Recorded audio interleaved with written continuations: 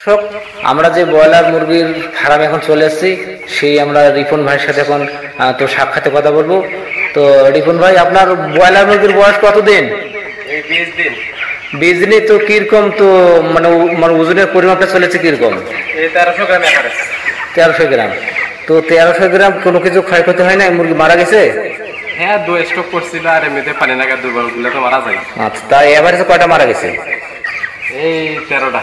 13টা আছে, আর কয়টা? এখনো 507টা আছে। 560টা। তো মুরগি কি কি খাওয়াইছেন? এই খাদ্য, পানি, ঔষধ এগুলো। ও, তাহলে মুরগি সবসময় লাগে না। মুরগি আর কতদিন রাখবেন? এই 1 সপ্তাহ। 1 সপ্তাহ হইলে আর কতদিন হবে মোটে? 28 দিন হবে না 27 দিন হবে। 27 দিনে কি পরিমাণ ওজন আসতে পারে? এই এভারেজ 1900 থেকে 2 কেজি এভারেজ 2 কেজি প্লাস বা 2 কেজি তো আশা করা যায়। কিন্তু এরকম খামার আর কোনো ভাই যদি করতে চায়, তো আপনি কি একটু সহযোগিতা করবেন? অবশ্যই। ও, আপনাকে তো অসংখ্য ধন্যবাদ আমাদের সাথে থাকার জন্য। দর্শক, ধন্যবাদ সকলকে আমাদের সাথে থাকার জন্য।